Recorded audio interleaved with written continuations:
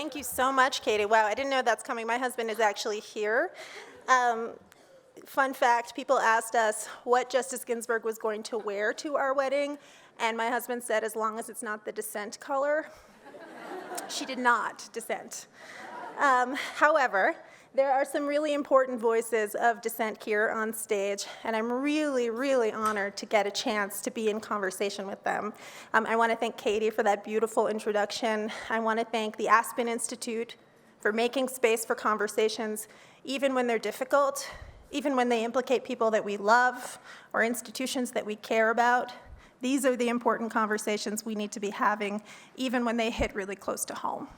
So it's been over a year since the world joined into the call, first codified, first created by the activist Tarana Burke, 2 simple words, me too. And what these words did was create a space for people who had already been doing the work and people who had not yet found themselves in the work to tell their stories of pain and abuse, to find solidarity, to think about healing, to think about creating structures in which the powerful do not abuse the vulnerable, a very important part of our conversation today. It's incredible how even now, a year and a half later, that storytelling is not complete. Every day it feels like we hear new stories of long-held or recent experiences of assault. Just a couple of days ago in the pages of my magazine, we published an account from a woman who says that our president sexually assaulted her 23 years ago. There is a man, a lieutenant governor of Virginia, Justin Fairfax, that has been accused by 2 women of sexual assault. Not only does he still hold office, he recently said that he's considering running for governor. Now, we know that this kind of behavior is not limited to one party. It's not limited to one industry. It's not limited to one gender. So what we would really like to do today is to hear from folks who have been long engaged in this work. And they are engaged specifically in systems of abuse, but also in systems that seek to create the circumstances that prevent abuse, that redistribute power away from those who have held it for a long time, and lift up and give skills to people to create these kinds of spaces where we don't have to keep saying Me Too again and again, where we create a world where there is more healing and more solidarity and less of a need to unburden ourselves in pain. So I'm really looking forward to each one of our speakers today telling us a little bit about their work and their experiences. After we hear from each one of them, I'm going to lead them in a conversation, and we're going to hear from your questions. I'm going to tell you a little bit about our distinguished folks up here. Immediately to my left is Esther Chu. She's the founding member and strategic lead of Time's Up Healthcare. Yeah. Really at the intersection of everything we're talking about here, right? It was launched in 2019, and it's an arm of the existing nonprofit that you surely have heard of, Time's Up, which seeks to fight sexual harassment and gender inequality across industries at every echelon of society where we know it needs to be addressed. She's also an associate professor of emergency medicine at the Oregon Health and Science University. She's a practicing clinician. She's an NIH-funded investigator. She studied drug policy, partner violence, gender disparities in healthcare. Wow, we are so lucky to have you here. She's also the co-founder of Equity Quotient, which is metrics in healthcare, sort of measuring whether healthcare is living up to its aspirations of diversity and inclusion. And when she has spare time, not totally sure how this is possible, she writes columns for The Lancet. Immediately to her left is Nadia Musaji. She is the co-founder of Women in Engineering, which is a social enterprise that seeks to develop engineering and STEM talent among girls. How important when we think about redistributing power, redistributing skills. This group was founded first in South Africa, and now it's worldwide. She is herself an engineer, and she co-founded WomHub, which is about gender parity, does education, works in technology. She's a board director at Pegasus, which is a management consultancy. She's a member of the World Economic Forum. And she was also love these Forbes lists. In 2014, Forbes named her among the 20 youngest power women in Africa.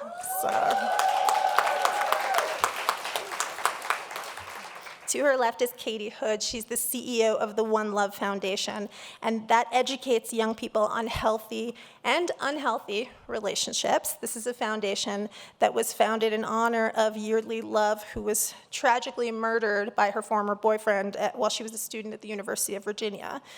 She joined the foundation in 2014 after a distinguished time as the CEO of the Michael J. Fox Foundation for Parkinson's Research, and she's held positions at Goldman Sachs and Bain and Company. I'm really looking forward to hearing more about engaging young people when we think about stopping these cycles of abuse. It's so, so important. And I'm also looking forward to hearing more about how technology can help us not just be a site for abuse, which we know that it is, but also be a constructive solution.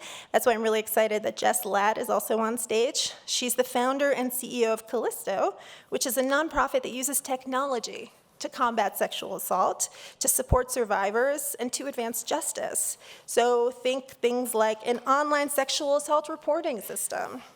Before this, she developed a series of online services for STD prevention and control. She worked for the White House Domestic Policy Council. She was a sexual health educator. Yes, she was the co-founder of the Social Innovation Lab in Baltimore. Really do not look old enough to have done all of this. And she's received the 2018 Skoll Award for Social Entrepreneurship, 2018 Ashoka Fellow. She's a senior TED Fellow. We are truly in for an engaging and moving time, so please welcome our first speaker towards our conversation. Thank you.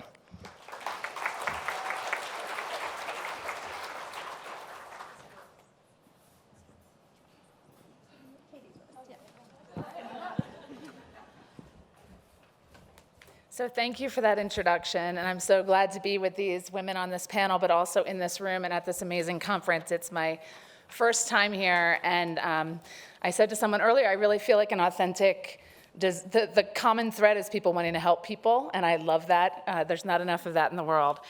So anyway, before I get started on the relevance of Me Too and the work that One Love's doing, I want to tell you a little bit about how I got here. I am not a trained relationship expert. That should be the first thing that I say. Except that I have had lots of relationships, as had all of us in the room have the same set of experience. I joined after the Michael J. Fox Foundation because on May 3rd, 2010, I got a call that said, you need to get to Sharon's house, her cousin's been killed. I was on maternity leave with my third child from the Michael J. Fox Foundation. I jumped in the car, I drove down the hill, I walked in the front door, and one of my closest friends, Sharon, was sitting there with her 3 kids under 6 around her, totally white, and she mouthed the words to me, he broke down the door and he beat her to death. I remember that day. I get chills every time I tell that story. The only word that came to my head was no, over and over again, no, no, no, no, because my brain actually didn't have a way to compute this. And I realized in the months that followed that watching my friend's family, literally at the worst moment that you could ever possibly have happen to you, to realize I'd never thought once about this issue with any depth, and I like to think deeply about a lot of things. But as I learned more about this issue and learned that 1 in 3 women and 1 in 4 men will be in abusive relationships in this world, and I hadn't spent 1 ounce of time thinking about it, that was eye-opening. And the second thing, the reason I tell this story, is having been there from the beginning, I can assure you they had no idea she was at risk. Seems unimaginable. You think if someone's going to get killed, you must have known.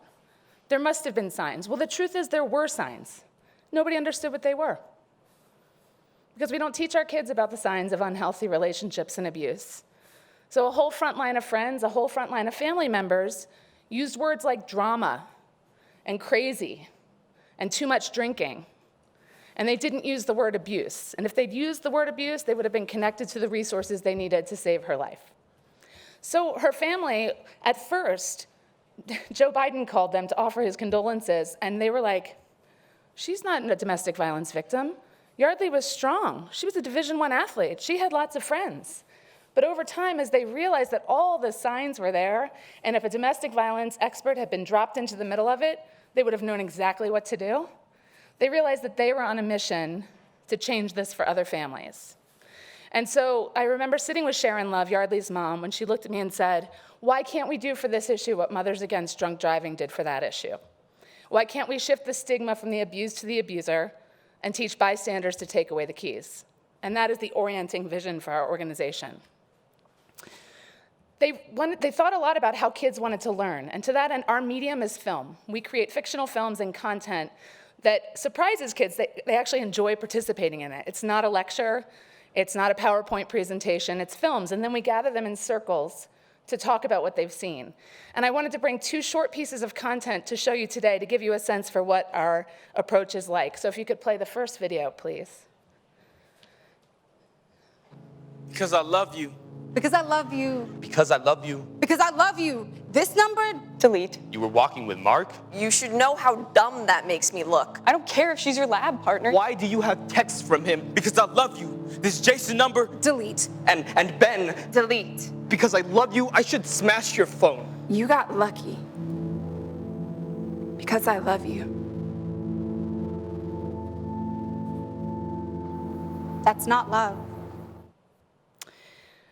So the idea here was to show people the behaviors we all see every day and hear the sounds that we've all heard before in our lives and connect the dots for people, give people a new frame of reference for understanding the behaviors that honestly most of the time they've come to accept as somewhat normal. But we didn't just want to use sort of scary and dark content. We also wanted to surprise people with lighter content. So if you could play the second video, this is our couplets.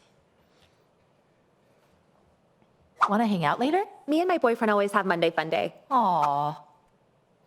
Want to hang out later? Me and my boyfriend always have Monday fun day. Tomorrow? It's our Tuesday snooze day. Wednesday? No friends day. So these guys are really easy to engage with. Nobody is threatened by them.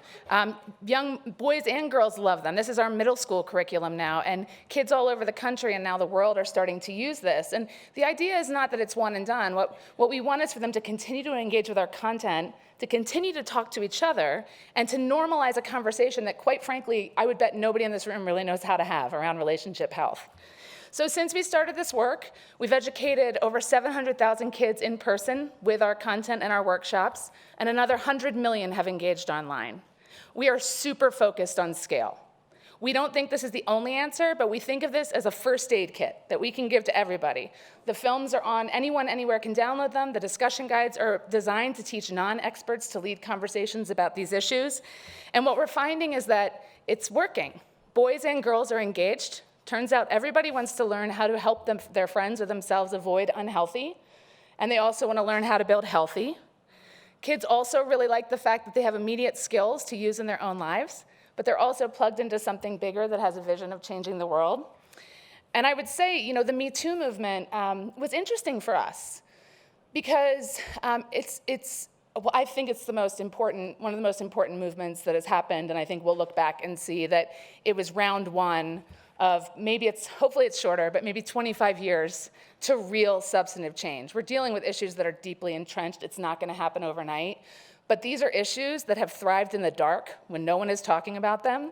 And round one and the simplicity of Me Too was shining a light on it and showing everybody this is not just what happened to me. This is a collective story that we need to work on. And what's funny is the kids that we work with say things like, is this what it's really like when you grow up? Like, it is a lot worse than we thought. And it increases their conviction, again, boys and girls, in building something different. So when I think about round one, what does that mean? And moving on to Me Too, I think there's 5 things I would recommend and I'd love to talk about today.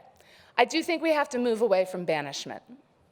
And what I mean by that is, as long as we keep thinking that we're going to get rid of this person and the problem solved, we're missing the societal piece of it, and we're missing the fact that we all ignore things and accept things every day that lead to a situation where this can happen. The second thing I've already said, we need to engage boys and men, not only because they're helpers on the front line and they want to help their friends, and not all of them are committers of crimes, but because if we want real systems change, it needs to be men and women working together for it. I would say the third is we have to start these conversations early. I think relationship health education should be a K-12 priority in this country. You should teach one language that ladders up at age-appropriate ways every year. Research shows there's nothing more important for these issues and others than the health of your relationships in your lives. We've treated it like, figure it out on your own. That's not good enough. It's really not good enough. Fourth, I think a lot about parents. I have 4 kids, 12, 14, 9, and 6. And the conversations I'm able to have with them now, because I'm in this space, they shock them a little bit, but I get to go early and say, this is something you're gonna see. Let's talk through how you'll deal with it. This idea of what parents can do to role play with their kids to prepare them for hard conversations and to be bystanders is really important. And finally, it's gonna take policy change too. There's no doubt the accountability needs to be greater, and we really need to, we're seeing the corporate play out on the corporate landscape, we're gonna need law change too. But here's the thing, it might sound really ambitious, it's been done. Mothers Against Drunk Driving was one of the organizations that helped do this in this country, and I think the time is right for us all to band together now. Thanks.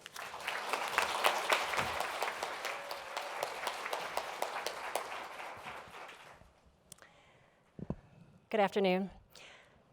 I wanted to share a little bit about the Time's Up organization and specifically the story of Time's Up Healthcare, why we exist and what we plan to do. I know Time's Up as a rallying cry is probably familiar to many of you, and I don't know how many of you know sort of the granular story of how it came from the Me Too movement. Of course, when Me Too exploded on the scene, its most visible proponents at that time were women in Hollywood, actresses who helped bring Harvey Weinstein's behavior to light. Does that sound familiar? And so a bunch of women, mostly in entertainment, not just actresses, but also writers and producers, started getting together and talking about what were they going to do long-term to have impact so that culture could change. And as they were thinking about what to do, they got a letter. And I'm sorry, but I have a hard time talking about this without crying, although I've told this story dozens of times, and every time is going to be the one where I don't cry. And I guess it is not this time. They got a letter from farm workers, from immigrant farm workers. And these women said to them, what you experience on the film sets in Hollywood is what we experience in the field every day. But you are women of power, and we have no agency or voices. But we band together and we stand up and we see you and we hear you. And they said, we're here to support you. And if you can imagine the agency of women in the fields telling the women in Hollywood, powerful women, that they were supporting them. It was a tremendously moving moment for them, as it is for me every time I tell it. And that is what galvanized Time's Up. So the women in Hollywood who realized they have a platform, they have power, and they have money, thought, we can't just write a nice letter back. We have to do something that's meaningful. And so what those women did was they started a crowdfund source. And to this day, it's the most successful crowdfund online in the United States. It raised about $22 million in a very short amount of time. And that money, 100%, went to establish the Time's Up Legal Defense Fund so that women who have no means with which to take on these big companies and corporations can actually step forward and sue companies. And the Time's Up Legal Defense Fund has represented women across industries, and the number 2 industry that it has represented is healthcare. And that is kind of the beginning of the story of Time's Up Healthcare, because Time's Up Legal Defense Fund and Time's Up, which is actually its own foundation now that focuses on more education and advocacy, they were kind of like, what's up with healthcare, you know? Right around the time that Time's Up was gaining momentum, there was a report that came out. Have any of you read the National Academy's report? The National Academies of Sciences, Engineering, and Medicine came out with a report just about a year ago about sexual harassment in the sciences. And what they found was that sexual harassment, using a broad definition that includes any language or behaviors that signal that women are second-class citizens, in addition to the more overt sexual behaviors, they found that using the broad term of sexual harassment, it is rampant, it is not improving on its own, and it is most common in medicine. And if you are familiar with the culture of healthcare, you can imagine why that is. Sexual harassment thrives, and this is all described in this report. It's a 300-page report. I swear to you, it is a riveting read, and it is free online. Please read it, because if you're wondering what the impetus for this is, it is right there in the report. About 50% of medical students, female medical students, experience sexual harassment. before they've graduated from medical school. That's how common it is. And the environment in which sexual harassment flourishes is exactly healthcare. It's deeply hierarchical. It is dominated by men in the workforce, and it is male-led primarily. And pull up the website of any health center or hospital, and you will see that those components are in place. And so, the other thing the report is clear about is that we're kind of doing a miserable job addressing it. The problem is not getting better on its own. It's not improving organically. And for the most part in healthcare, we're aimed at one thing, which is to avoid litigation. It is not to improve the situation for our workforce. It is to avoid litigation and bad press. And you think of the innovators in this room and how high aiming we are when we talk about disease and healthcare and improving systems of care for patients. And then we get to a problem that is endemic across our workforce, and our goal is don't get sued. That's like saying, if this were a cancer, and I actually believe there are some great analogies with cancer here because it is a cancer to our system, our goal would be wait till it gets metastatic and then do damage control. Our goals here are subterranean, and it is embarrassing to me. The other thing this report makes clear, and although it is specific to academia, I think it is very common across really any corner of healthcare and possibly all industries. It makes clear that that we, that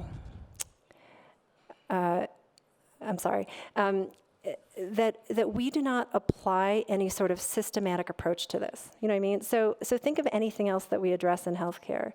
What do we do first? Say you want to understand a problem, and I'll take anybody want to just shout out a disease? You want to do diabetes, or we can stick with cancer, stroke? Mental health, diabetes. Okay, so let's say we need to improve diabetes care at a health center.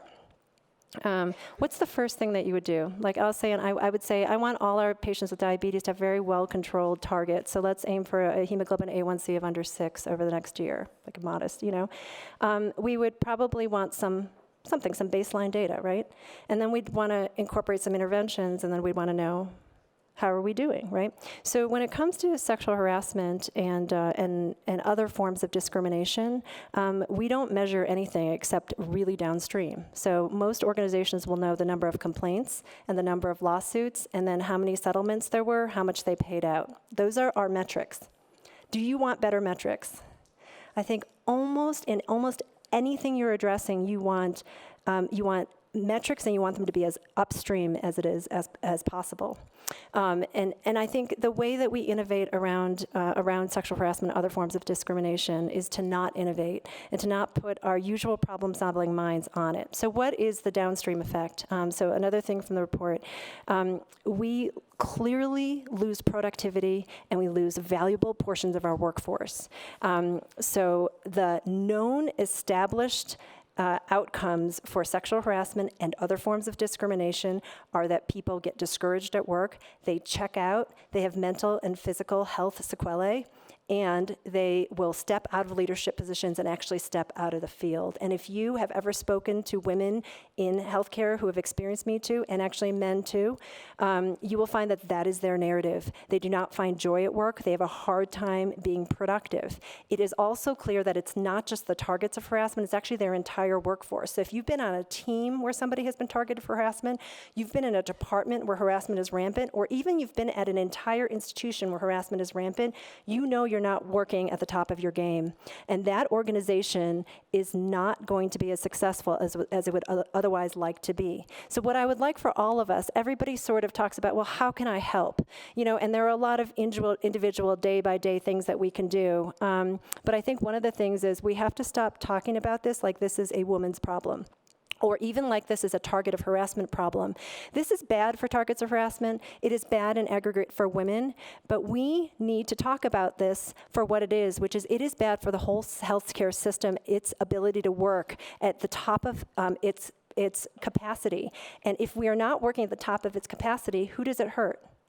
It hurts our patients. And there are very clear examples of how a toxic work environment translates to poor patient care. There is a study that just came out. Have you guys seen the study about the operating rooms? Like when there is a leader in an operating room who is who is harassing, the clinical care suffers. There's a direct line to clinical care. So look around the room right now. Who is in this room? And I give a lot of these talks, and I would say the gender makeup of this room is usually the gender makeup in this room today. And that to me is very sad, because this is not a problem for women to hear about and women to fix. This is a problem for women and men and all genders. We are all affected by it, to be clear. The work that we want to do is all affected by it. And if we all care about healthcare quality and safety, we should all be in this room. So next time you come to this, thank you to the men who are here. Thank you for the women who are here. Thank you for everyone who is here, who is something in between. Pull in the men, because they are holding the position of power. They need to be here if they actually care about the outcomes that they're talking about. So I'll talk more about this on the panel, but Time's Up Healthcare is trying to bring everyone to the table, and we are particularly focused on the levers in healthcare, the big organizations, the processes like accreditation, God bless you, accreditation processes, everywhere that there is a lever of change, the funding mechanisms, the education mechanisms, that's where Time's Up Healthcare is, to have these conversations and explain the fundamental impetus behind change to a more equitable and safe environment. Thank you.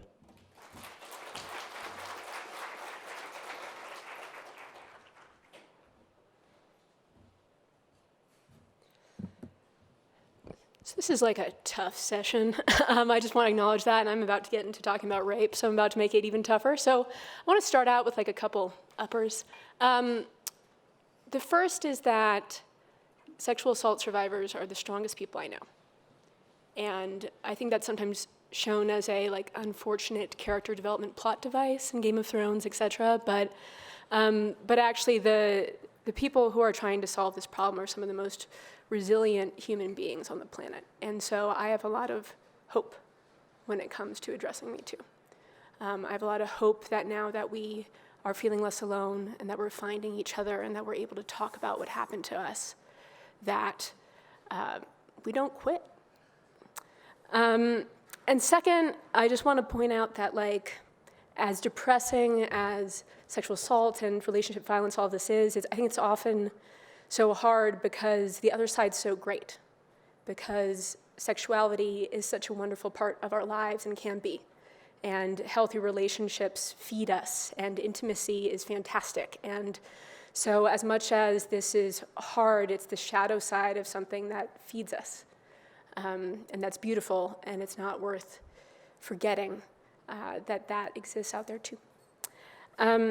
So first I want to talk about kind of the journey for a lot of survivors.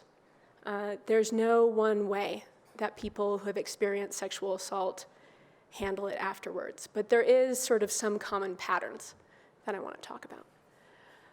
The first tends to be an incident that was sexual and that you don't feel good about. You don't always necessarily know why, it just feels off, it just felt kind of wrong. Then often later, sometimes months, sometimes years later, there's a moment of realization. There's a moment where you get suddenly angry at something that you didn't really expect. It might be a friend making a joke or making a reference to the night in question. It might be seeing somebody on the street and you start to question, like, whoa, why did I just blow up right there? And then there starts to be the journey of labeling, trying to figure out, okay, that felt weird. You sort of re-examine that moment, you re-examine the incident, and you try to figure out why. And that tends to be when you start Googling things. You tend to start Googling what is sexual assault. You tend to start Googling what is sexual harassment. You tend to start Googling what is rape. And you try to figure out how to label what happened to you, which is often really hard because the internet has all sorts of confusing definitions, and the definitions are different in every state.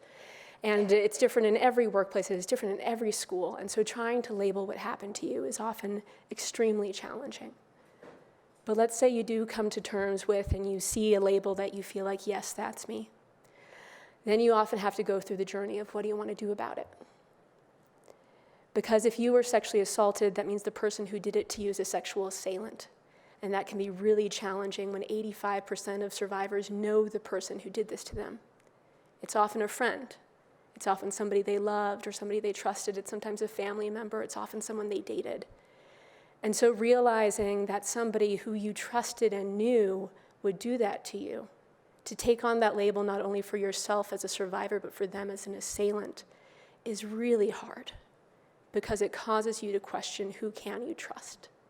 And that's very scary. And if finally you've gone through all that, you might decide that you want to report. And less than a third of survivors ever decide that they want to report to anyone. Less than 10% of college survivors ever do. Because going in to actually say, yes, I want to hold this individual who maybe I loved, who maybe I trusted, who I probably see as a full human being, I want to hold them accountable, that's a really hard choice to make, particularly when you know it's likely that you won't be believed. Because only 6% of rapes reported to the police end with the assailant spending a single day in prison.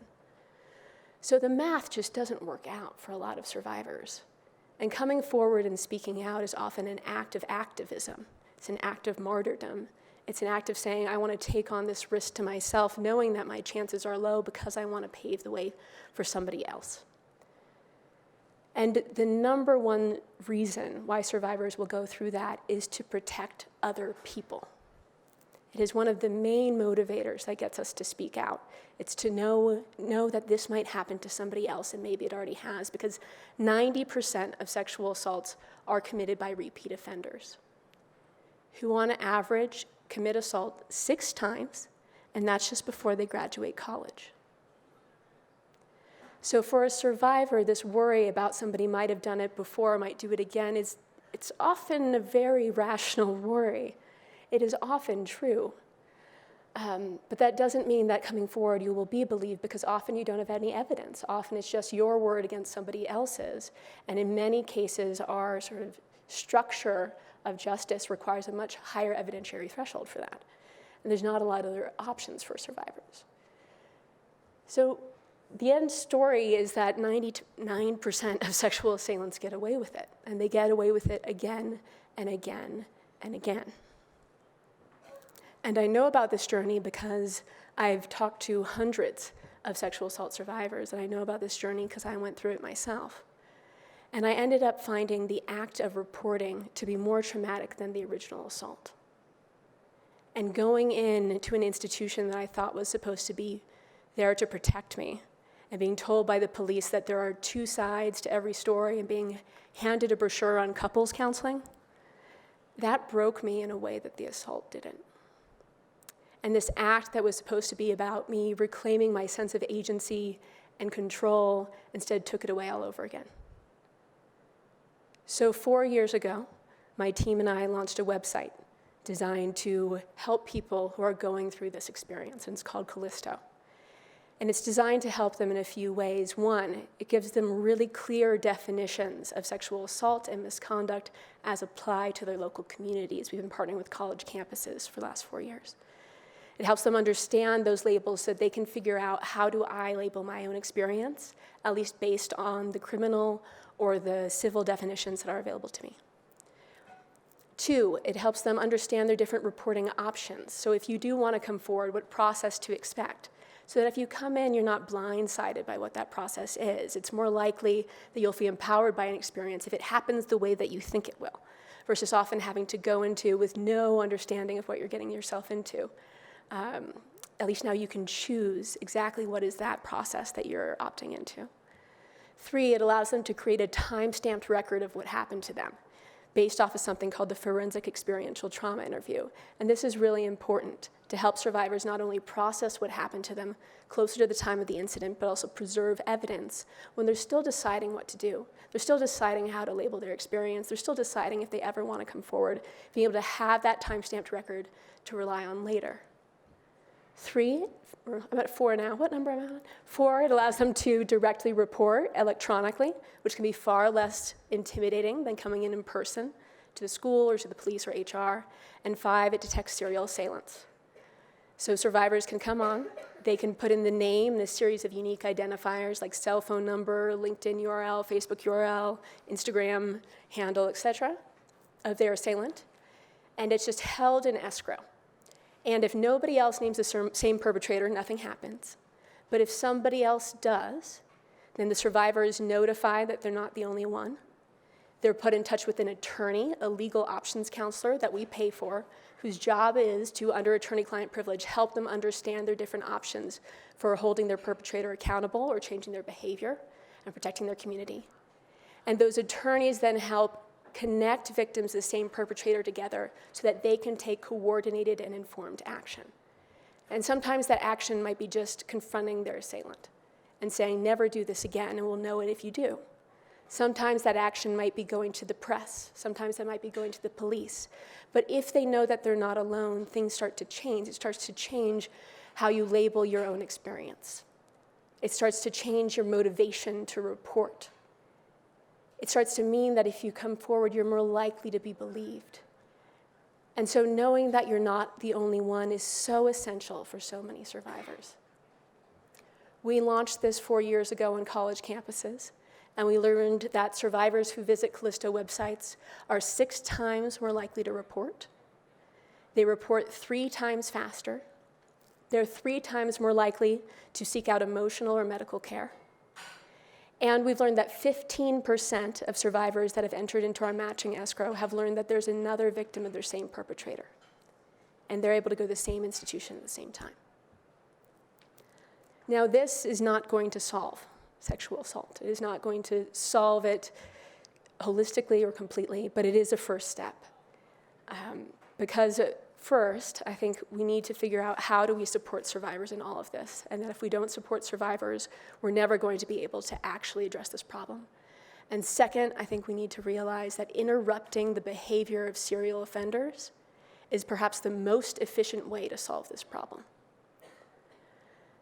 Survivors are not alone. Survivors are not alone with other survivors, and survivors don't need to be alone because we can be there to support them through creating actual cultures of accountability and helping them take each day at a time and truly begin to heal and rebuild and get to those wonderful, beautiful parts of relationships and sexuality. Thank you.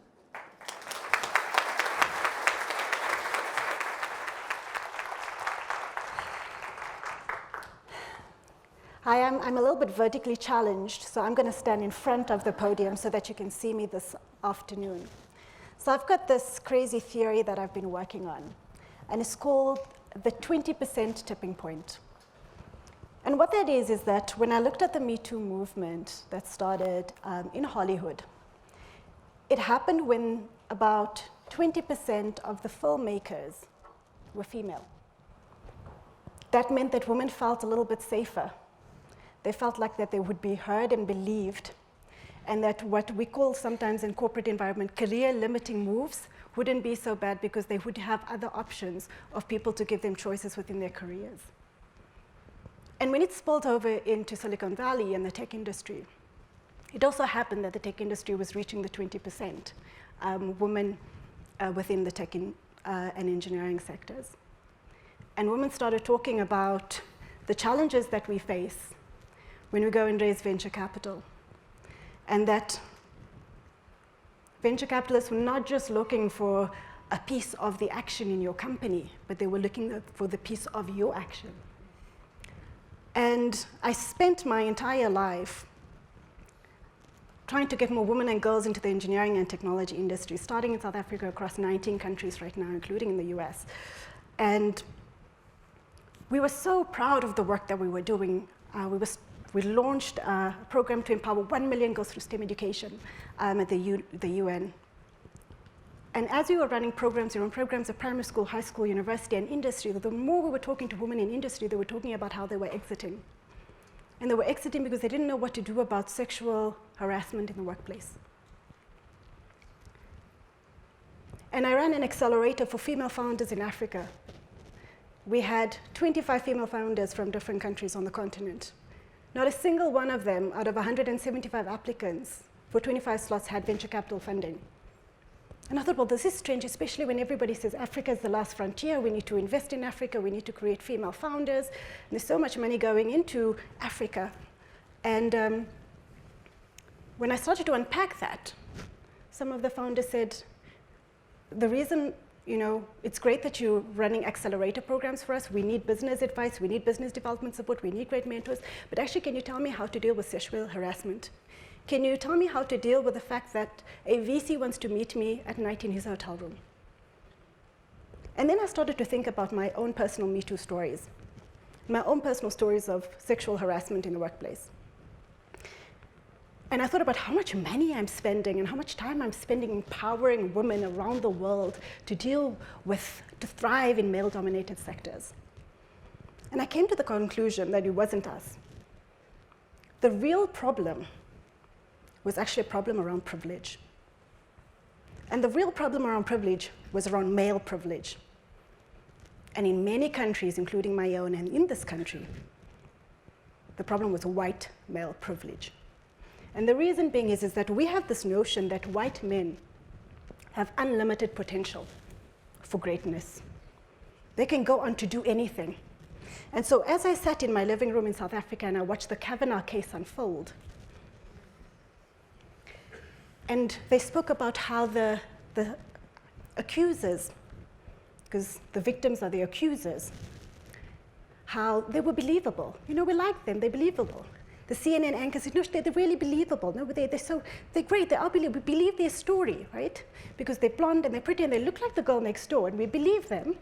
But Kavanaugh has worked so hard, okay? He's on the path to greatness. How dare we stop the train of excellence? Right? How dare you women stop that train? Right? And so it was heartbreaking to see. And they said, but it was such a long time ago. He was at college. Apparently what white American boys do in college is get drunk and rape women. And it was in the 70s. It was all about sex and rock and roll and alcohol, right? It doesn't really happen. And except I think about Brock Turner. I don't know how many of you know Brock Turner. I know that he was at Stanford. He was an excellent swimmer. He also raped a woman. He got 3 months in jail, slap on the wrist. Her life is forever changed. But he's a great swimmer.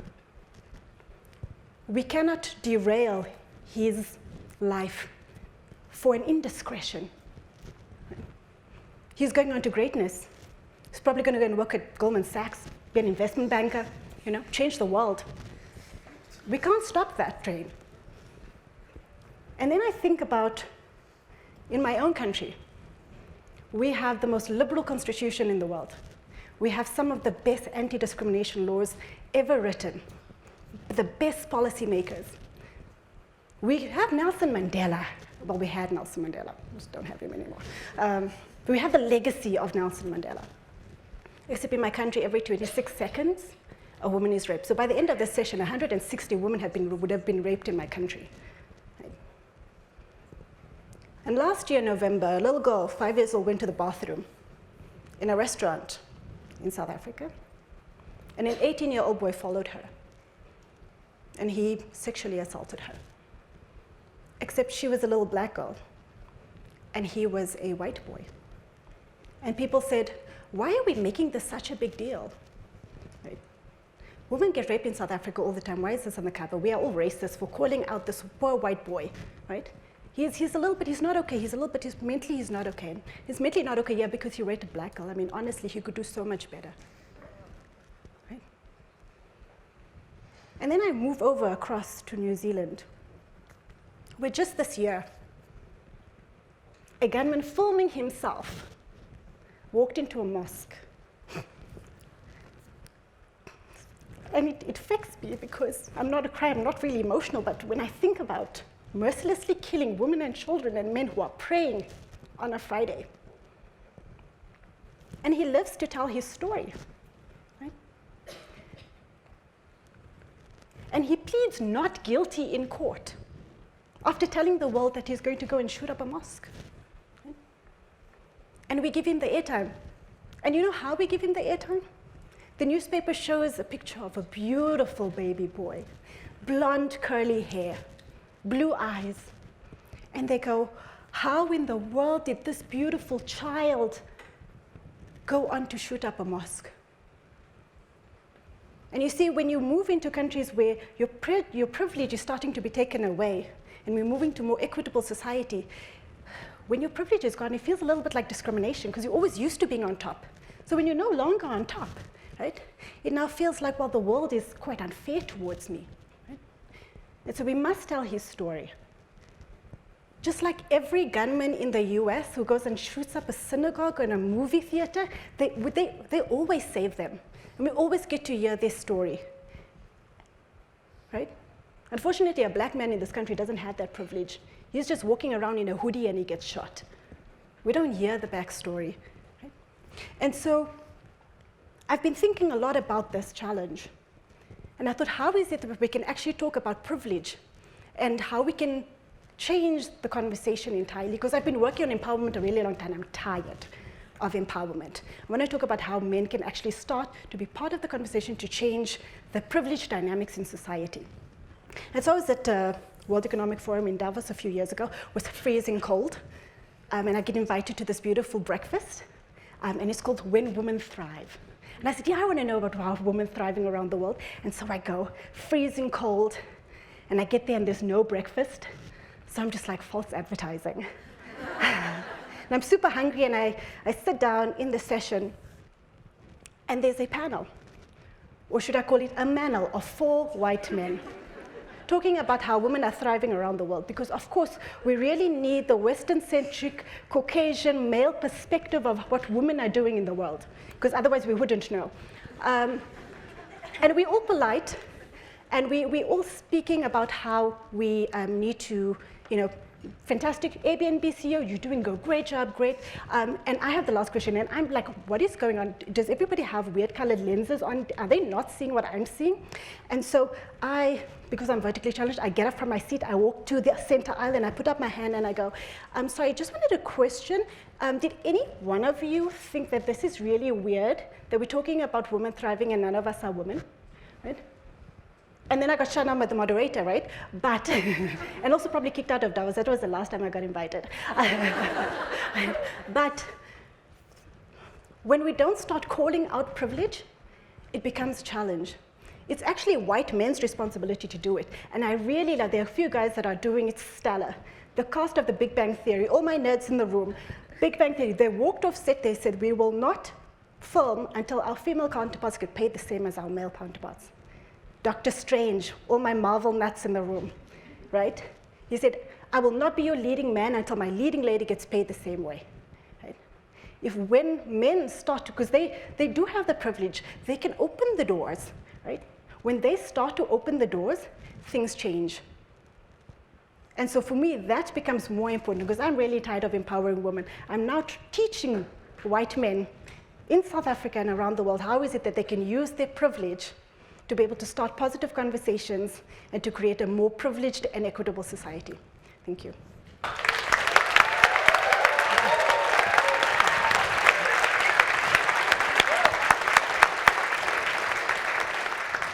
Thank you so much to all of you. I just want to stop and honor the survivors in the room, the people who are close to survivors and help share their pain. I know that doing this work can often mean having to tell your story again and again and again, or having to sit with people who are experiencing this kind of pain. And I don't think we should take that lightly. I think we should all understand that it costs people every time they stand up in front of us and excavate the inner reaches of their heart and their pain. And we're going to be talking about harnessing this momentum. We're going to be talking about constructive solutions. But I think I first want to ask, I'm struck by a couple of you talking about what it costs you personally, what it costs society, that we have not yet been able to end these cycles of abuse, that for all of our talk of empowerment and for all of the entrance of women into fields and education spheres where they weren't before, we are still dealing with this problem. So I wonder if just briefly, because I want us to be honest about it, I don't want us to be Pollyanna-ish about it. Esther, you talked about what it costs. What did it cost you to speak out, to do this kind of work? If anybody is on social media, you can look at my Twitter account over the last 12 hours or so, and you can see what it costs to be very open about the issues faced by women, and particularly people of color. There is a reason that I am doing this work in my 40s, and that is because it is, when you are in a hierarchical structure of any sort, it is very hard to be low on that totem pole and speak up. Low on that hierarchy, I should say. And when young women come to me after a devastating event of harassment or other forms of discrimination and ask me what they should do, it is still hard to know how to answer. Because if you are a young doctor or doctor in training, often your success is dependent on one or two people to give you the right recommendation to move forward. And if I say speak up, we know the reason women don't speak up is because of retaliation. That single person can block your progress. Everything you worked for and sacrificed for, and sometimes your entire family sacrificed for you, and you can jeopardize it by doing the right thing and stepping forward. I think the other thing I will say is sexual harassment is one symptom of an entire structure where women do not have representation or power or equal anything, including pay. And so when I advise women to speak up, or when I speak up about myself, I think the conversation is really integrated with issues of fairness. And some women are like, well, I haven't been sexually assaulted, so I'm lucky. I won't say anything about this pay inequity when I walked in and my exact peers making 10% more than I will. And we have to include that in the range of things that we talk about, because I'll say, I hear many, many stories because of my position in Times Up Healthcare. I hear many stories of overt sexual harassment, but I hear every day about stories of micro or macro aggressions during meetings, feeling chronically talked over, attending entire conferences where men are the keynotes, men are on all the panels, and men are leading every session, and they feel completely unrepresented there, or they're promoted years later after their exact male colleague. All of that is part of that, because when we aren't in charge and represented, we have no agency, we are undervalued literally in terms of money. That is where the other forms of harassment occur, because we cannot step in and make sure that the environments are safe. And all those things I talked about, I'm not gonna limit it to me. I will just say every woman I know in healthcare has experienced all of those things, and they're all part of the same thing. So I would say those are the costs of being a woman in this space, and sexual harassment is kind of part and parcel with that range of experiences. So last year I was hospitalized for 4 days, and they kept doing blood tests. At some point I said to my doctor, I said, I don't think I'll have any more blood left, but also I've got a lot of work to do, so if you're not going to discharge me, I'm going to discharge myself. While this hospital is fantastic, it's no hotel, right? And he said, well, maybe you should go to Bali and take a vacation because you're just not getting better. And so from a pure physical perspective, my body was taking its toll, and the context for that is we had actually just gone through all the work that we were doing in South Africa to change the status quo for women in engineering and technology. And we had the head of the Institute of Civil Engineering in a national publication publish the sexist letter on why women are just biologically not suited to be engineers, and we should just stay at home and be mothers and cook. And essentially that was the crux of the letter. And when we spoke out about it, and we got a lot of media exposure about it, we got a huge backlash. How dare we? Right? And we'd called for his resignation, and the Institute unfortunately had no choice but to fire him, and so we were called all sorts of profound names, and for some strange reason, I don't know why, but whenever they feel like women are angry, they feel like we're actually just sexually frustrated. And so, I got told that I just need to get laid and get, in very ugly terms, right, on social media and via email and all sorts of ways. And so, putting yourself out there to try and change the world makes you sometimes very unpopular, and it makes you tired. And in South Africa, we speak Afrikaans, and there's a word that I speak multiple languages, but only Afrikaans has been able to actually give me the word that I'm feeling. And the word is called gatvol, and which literally translates to butt full, right? I know it's a weird word, but bum full, bum full. So I'm bum full, but it doesn't sound great in English, but hatful is the Afrikaans word, right? Because you actually get so tired of constantly having to fight the same fight, right? And so I've given up, you know, besides my health, besides my family time, besides my friends and my relationships, I've given up so much, right? And at the end of the day, you've got to ask yourself, really what am I truly fighting for? And so a lot of the times my business partner and I joke and we say, well, actually, we just want to go to Bali, get ourselves massaged every day, and, you know, contemplate, you know, easier challenges in the world. And then we wake up to a realization that if we don't do this, if we're not going to fight this fight, if we're not going to create an environment where men become part of this conversation to change the status quo, we're going to always be fighting, right? And I don't think I'm ready for my kids to be fighting this fight. I really think that we need to get it done now. Although you should still sometimes take a vacation. Oh, no, Bali, yeah. Yeah, Bali or here. There's a beautiful pool here. We decided walking up on stage that we're going to write a book together called Exhaustion, and that every woman in this room will probably purchase it. I think I would just very quickly say that in this work, I sit down with people every day who say, I've never told you this, but there's practically nobody that I've met who hasn't been sexually assaulted in an abusive relationship. So I'd say the exhausting part for me is why the hell is no one paying attention? And that is mentally exhausting to me, is pushing something that all of us are connected to. Why is it so hard to get people to care? Pisses me off. So that's a toll, and I get beyond it because then I think there's strategies for change. There's major systems change that needs to happen. And sometimes you change systems by taking them down, right? Our approach is going inside and trying to plant common sense in every kid in this country about the way things should be. Maybe it works, maybe it doesn't, but we're trying to create a whole next generation. And I do think this generation is up for the challenge that actually wants things to be different. So I think these are parallel tracks, but it has been infuriating to talk to people over the years who say, oh yeah, well, domestic violence. And you're like, oh, please. You know, like these relationship health is as central to everything in our world and our communities as anything else. And we've got to treat it as the hard thing. Are they saying it is an immutable, like if there's always going to be a domestic violence, well, or what does it mean when they say that? Domestic violence? Like, I mean, and it just throw doesn't your hands affect up. that many people, or it doesn't affect people who look like me. And if I've learned anything in this work, and sometimes they're not that clear, but that's the undertone of it, it affects everybody. This is a human issue, right? So it's the frustration, I think, that takes a toll. But then when I watch young people do these programs, and they're so eager, and they come back to us and they tell us how they've taken the tools and they've helped their friends, I'm like, all right, so we're just gonna have to slow and steady, keep the head down, community by community, plant these seeds of common sense that we think are pretty key to long-term change. Jess, you also talked about what it cost you. I wonder if you could talk about doing this work and how that feels. Sure.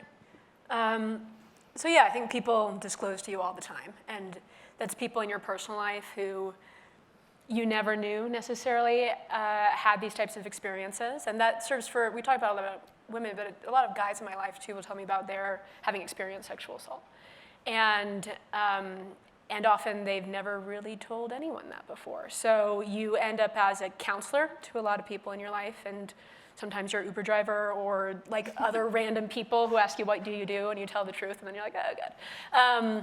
And I think the hardest ones for me of those are the parents who are trying to figure out how to protect their kids.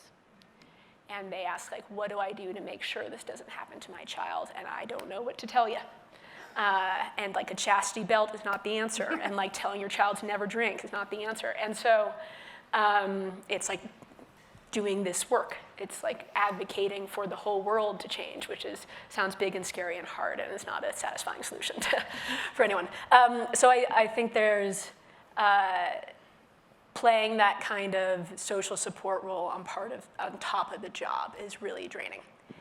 And so we do self-care plans for our entire team their first month on the job. There's like a very intensive self-care plan that everybody does, and we check in on it. We're gonna have a secondary trauma and resiliency training next month for the team, and I think building in that structure for anyone doing this work is really essential to sustain in it. It just sounds like the job never stops. That you're always engaged in this work. It's not like at the end of the day you take off your, world-saving jacket and you just get to chill. Although I hope everyone is able to find a little bit of that space, because that self-care is important. one of the things all of you mentioned was the limit of our existing systems to respond to this problem, which is not a new problem. We might have a new language to talk about it, but the process of reporting, the systems that are meant to protect us. I think people hear words like systemic change, and they don't really know what that means, right? Culture change. This all sounds really vague. So I wonder if concretely each one of you could talk about how do we make it, now that we know that this is an endemic problem, right? Anybody who does not know this is an endemic problem probably will never understand. But there are people who have now had their consciousness raised. So if you could just distill to sort of one or two or three things to explain what is systemic change and towards what? How concretely can we make it easier for those survivors who choose to step up and put themselves on the line that way? Especially knowing that, for example, it might not make a difference. But how, for those who are not accusing presidents, Supreme Court justices, and lieutenants, governors, perhaps we can build better systems. So what do those systems look like? Esther, do you want to start? Yeah, I sort of think of it in two ways. I mean, culture change is so overwhelming, and it's a long-term effort. And I think of it as something that might make it better for my children, but more like something that will be better for my grandchildren. And in Time's Up, we think about how do we change culture and how do we change policies, both like big P and little p, like laws, but also institutional policies. And I would say we kind of have like big picture things we want to do, and then we have this sort of what I think of as coping. So we've got the systems and culture that we have. How do we do best right now, so that when people are like, what Time's Up doing, I'll say, I don't have to say, well, 40 years from now, you're going to feel our effect. It's like just not inspiring. And so we try to work with the best that we have. And so the way it plays out in healthcare is I say, okay, we have this existing process called Donabedian framework. Are you guys any like sort of health quality people here who are probably super, I know you. And so, where every time we want to sort of examine the quality and safety of a healthcare process, we think about sort of the structures in place, the frameworks, and the outcomes. And so this is a language of Time's Up healthcare, because most people are like, we're great at our institution, we have a really robust policy. And I say, well, if you're really working in the healthcare framework, we have to look at not just policies, but how are you implementing those policies, what are the processes, and then what outcomes are you targeting? And then part of that is also how are you improving the diversity, equity, and inclusion in your institution. And I can give you like a really specific way that we're trying to work in that in the existing system to improve these things. So the NIH right now is trying to take on sexual harassment across NIH-funded institutions and individuals. Are you guys kind of familiar with that? They've sort of put out a lot of big public statements, and part of that is the whole thing, not just sexual harassment, but also these things I'm talking about, representation. So Francis Collins last week said that he will no longer serve on a mantle, which was New York Times front sort of kind of news, because he's such a person of stature, and so it's kind of setting an example for many other men. But another thing that NIH is really addressing is acknowledging that it's very hard to prevent sexual harassment when one person has a grant, because ultimately that PI has power over everybody in the lab. And so the way that we're trying to upend structure and culture in these little ways is encouraging the NIH to have, for example, multiple PI grants. So grants where there's not just one principal investigator, but that money and the responsibility for the grant is spread out over 2 or 3 or more people. And in that way, first of all, it's a check, because peers can check each other more. But also, if there's one offender who needs to be removed, the entire lab doesn't suffer. And people can continue with their mentorship, the letters of recommendation, their productivity. And so there are little things that way that in that way that you can acknowledge that hierarchies have to be dismantled in order for us to protect people against harassment, and we can start doing that sort of thing right now. And I think there are a million applications of that sort of concept. I love that, because it so much gets to the star system that helps perpetuate abuse, whose work needs to be protected, whose potential, Nadia, you talked about, needs to be nourished, and that often ends up being the same people over and over again. So do you want to jump in here? Specifically, system change, culture change. You're waving a magic wand. What does that look like? So 2 things, right? So the one is is moving the power dynamics within, and specifically even in corporate environments, right? And the one way I've seen it done brilliantly is one of my chief engineers when I was a junior engineer. And I'd go into meetings where the client would only speak to him, even though I did all the work. So I did the presentation, client would only ask him, he would then say, Nadia, please respond. And it went on for 15 minutes like this in this three-way conversation until my chief engineer said, actually, Nadia did all the work, and so please ask her all the questions. She knows everything. Right? And so the dynamic in that room completely changed, right? Because he told, and there were two white guys, right? So they could kind of share that power, so, so he had the authority to give me the power so that I could, take ownership of this process. And he became my biggest praise singer. I mean, it's in African culture, we have praise singers. So before a leader comes out, they'll say, oh, President Ramaphosa is coming out. He's so great. He's done so much for his people. President Ramaphosa. And so we talk about having praise singers in the offices and that we work where male champions are championing female careers, right? And here's Nadia, she's so great, she's done all these great things, and please let her present because she's the expert, right? And so being able to actually label ourselves, and I know women, we feel really uncomfortable labeling ourselves as experts in a room, but actually just owning those titles.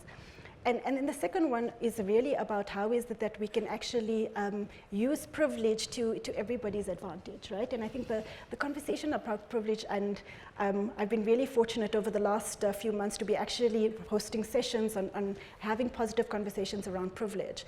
And I've been working with white men in South Africa specifically about how they actually see their privilege and creating empathy around it.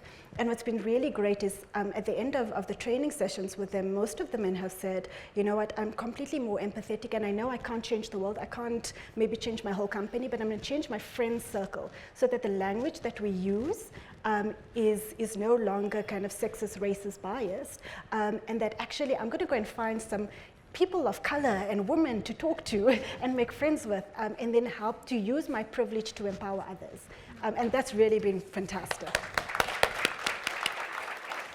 I'm going to quote you on that praise singer trope. I love that because it reminds me of how in the Obama administration, the women would talk about how in meetings when nobody would listen to what the women had to say, a second woman would always make sure to cite her, to repeat what she said, give her credit to make sure that it wasn't ignored in the room. That kind of group solidarity is being so important.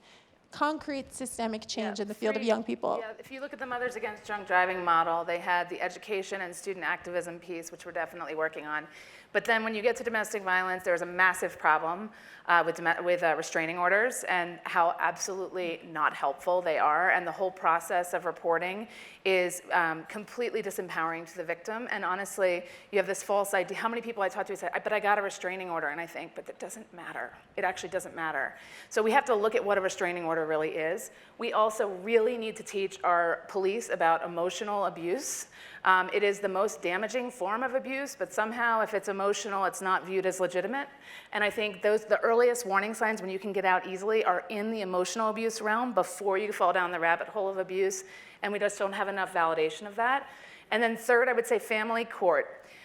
So many women who have kids stay in these relationships because they do not want to split custody with their abuser. They can't leave their kids there. They fear their kids will become victims.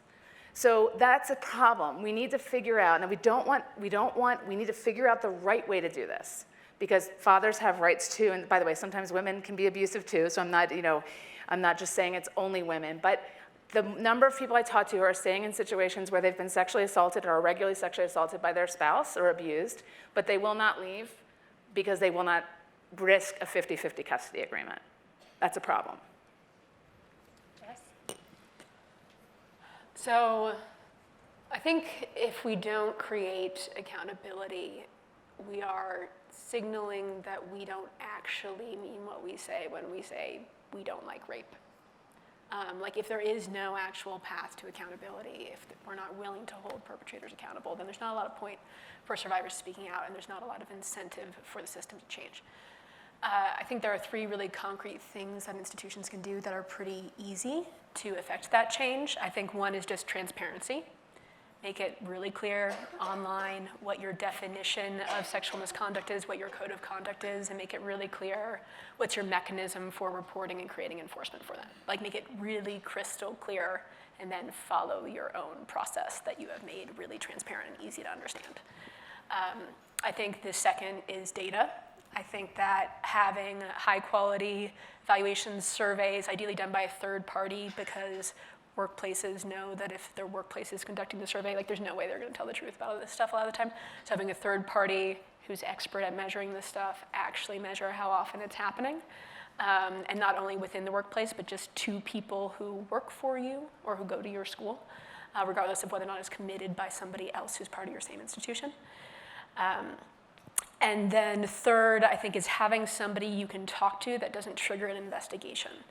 And as places are worried about liability, they're shutting down the avenues of support for survivors, of people who they can talk to just figure out how to label their own experience or process it or understand more what the policy or process is.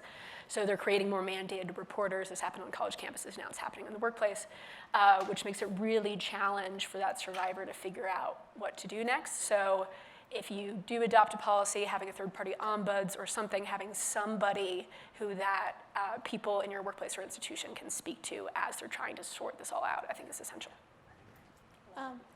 Did you say, are we about to go to, okay, we have a few more minutes for me to ask you questions, which I'm happy about because I have so many more questions for you. 6 more minutes for the whole thing. Okay, I'm sorry. I thought we had 6 more minutes till we went to questions. Well, I want to make sure to hear from all of you. So there is somebody walking around with a microphone. Please raise your hand if you have a question, and please identify yourself. We have a question over here. Hi, everyone. My name is Tabitha from Kenya. When we talk about harnessing the Me Too movement right now, what I firmly believe as a lawyer is that there has to be meaningful redress for survivors. And I want to put in a context that I did not perhaps hear, which is in 2017, 2018, UNAIDS, I'm not sure how many of us know what the scandals were, with Michel Sidibe, who was then the former executive director, trying to hide, this is so disgusting for me, complaints that had been brought to him as the executive director regarding his own deputy, and how he, in a brothers club, tried to hide what was happening and the complaints that had been made by his own deputy, against his own deputy executive director. Now, in the same 2018, the African Union Commission chairperson Musa Faki receives an anonymous letter in which a woman has indicated that there's sexual harassment happening at the African Union. An internal investigation happens and a report is issued. And in that report, there's acknowledgement that there's sexual violence that's happening. People are being asked to have sex for jobs, especially short-term contracts at the AU. But no perpetrator is mentioned by name in an entire report. So I just want to hear from people like Esther, who said when the letters were written by the farmers and the women in Hollywood said, what can we do for them? What can the people who are in this room do for the women who are suffering in institutions such as the UNAIDS, an institution that is supposed to be leading the fight against HIV, where we're seeing such things happen? And I'm just curious to hear from you, what can we do as the people who are here to help those women? Yeah, thank you for that question. And it's an outstanding question, not an easy answer, but I would say that as a community of people who care, I think the number one thing is creating an expectation that organizations, especially large influential organizations, are going to speak to their accountability. And I will say it is natural for them not to want to. So these conversations are riddled in shame and fear, right? I mean, for both the people who are targets of harassment and the people who are perpetrating it, and then the people who are manning, isn't that terrible? I still fall to this, like, this is the problem, right? It's people in charge of the organizations. And we have to flip that where we say, we know this is a problem for every organization, no matter how good you are, no matter how well-intentioned you are. It is part of the equation of bringing people together in a workforce is that there is potential for sexual harassment. Instead of saying, we're just going to wait for something to come to our attention and then we're going to do everything that we can, I think we need to, board of directors, funders, the public that interacts with any agency or organization needs to be clear that what is the data? what are the things you're doing to prevent this problem? What are the things that you're doing to intervene in this problem? Show us your successes and where you're trying to go, and this should be part of your annual report. Every organization should have a visible public metric around the incidence of these events that they share with their shareholders, with their clients, with whatever. And this is part of what Time's Up is trying to do, is encourage places or actually create our own report card so that these things are very visible, and then you have to really answer to the people who matter around these things. But routinizing these conversations and this data rather than making them exceptional is going to be what's part of this. It sounds like what you're saying is everybody in this room needs to be putting pressures on our organizations in any lever in which you're working to make sure that that kind of accountability happens. Exactly. I want to just get one more question from the audience. I see somebody standing over here with the mic. Hi, it's working. Hi, I'm Raj Agarwal from Philadelphia. First of all, I just want to thank Aspen Ideas and the whole panel for this session. It's absolutely phenomenal, so thank you for running this.